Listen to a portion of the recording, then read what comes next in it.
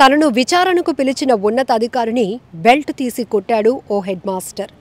ఉత్తరప్రదేశ్లో ఈ ఘటన జరిగింది. మహమ్మదాబాద్ నద్వాలో ఉన్నటువంటి ఒక ప్రాథమిక పాఠశాలకు హెడ్ మాస్టర్గా ఉన్న బిజేంద్ర కుమార్ అక్కడున్నటువంటి ఒక మహిళా టీచర్ను వేధిస్తున్నాడని ఆమె కంప్లైంట్ ఇచ్చింది. దీంతో విచారణకు రావాల్సిందిగా అతను పిలిపించారు.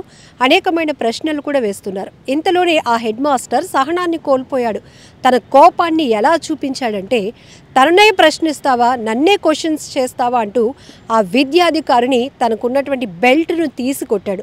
అంతకన్నా ముందు తన చేతిలో ఉన్నటువంటి ఫైల్ని కోపంతో విసిరేశాడు.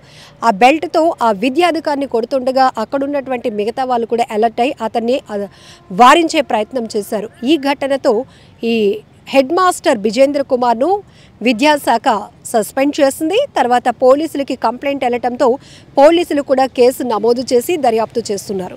చాలా బాధాకరమైన విషయం కూడా, ఎందుకంటే ఇతను ఒక ఉన్నతమైన స్థాయిలో ఉన్నారు. హెడ్ మాస్టర్ అంటే అక్కడున్నటువంటి ఆ స్కూల్కి ఆయనే హెడ్.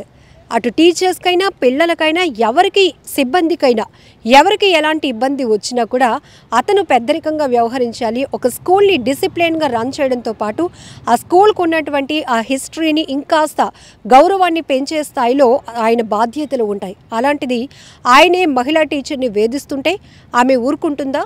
ఖచ్చితంగా తన మనుగడ కొనసాగాలి. తను టీచర్గా పిల్లలకి చక్కగా ఆహ్లాదకరమైన వాతావరణంలో పాఠాలు చెప్పాలంటే తను ఇబ్బందులకు గురి కాకుండా ఉండాలి.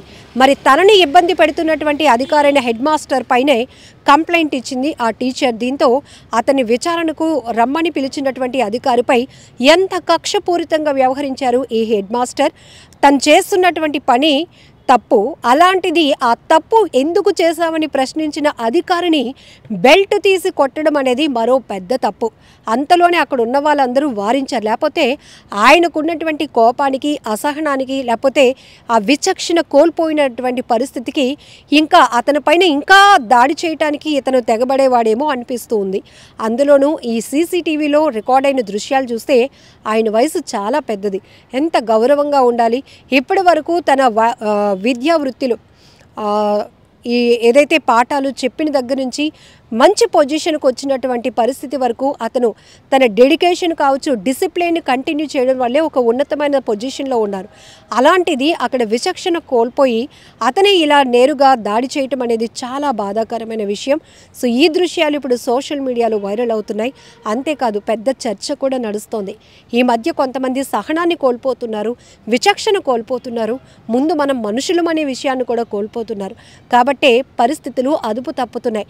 మానసిక స్థితులు బాగోలేకనా, ఇంకా ఆర్థిక పరిస్థితులు అదుపులో లేకనా ఏ రకమైన విశ్లేషణ మనం కొనసాగించాలో తెలియదు. కానీ చాలామంది క్షణికావేశంలో వాళ్ళ కోపోద్రిక్తులై ఇతరులను గాయపరచాలి, ఇతరులపై దాడి చేసేయాలి. అప్పుడే మనకు వచ్చిన కోపం, మనకు జరిగినటువంటి అన్యాయం, లేకపోతే మనలే ఎవరైనా ప్రశ్నించే తత్వాన్ని మనం ఎదిరించగలుగుతాము అనే ఆలోచనతో ఇలా దాడులకు పాల్పడుతున్నారు. ఏది ఏమైనా ఉత్తరప్రదేశ్ నుంచి రిలీజ్ అయినటువంటి ఈ దృశ్యాలు ఇప్పుడు సోషల్ మీడియా అంతా చక్కర్లు కొడుతున్నాయి. విపరీతమైన ట్రోలింగ్కి గురవుతున్నారు ఈ హెడ్ మాస్టర్ బిజేంద్ర కుమార్.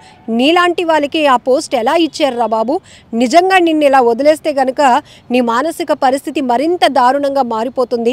నువ్వు టీచర్స్ని ఏంటి, పిల్లల్ని కూడా ఏదైనా చేయగలుగుతావు, చేస్తావు కూడా అనే ఆలోచన ప్రతి ఒక్కరిలో కనపడుతుంది. దృశ్యాలు చూసిన తర్వాత ఒక ఉన్నతమైనటువంటి విద్యాధికారిని ఆయన అలా బెల్ట్ తీసి సినిమాలో మనం చూస్తూ ఉంటాం కొన్ని దృశ్యాలు, ఆ రేంజ్లో ఆయన తన రివెంజ్ తీర్చుకోవాలి అనుకోవడం అంటే చాలా బాధాకరమైన విషయం. ఈ ఘటనపై మీరేమంటారో కూడా కామెంట్ బాక్స్లో మెన్షన్ చేయండి. నిజంగా ప్రస్తుతం ఉన్నటువంటి సమాజం దేనికి ప్రయారిటీ ఇస్తుంది? ఆర్థిక సంబంధాల చుట్టూ మాత్రమే తిరుగుతుంది. మళ్ళీ ఎన్నికలంగానే చాలా విరక్తి కలుగుతుంది.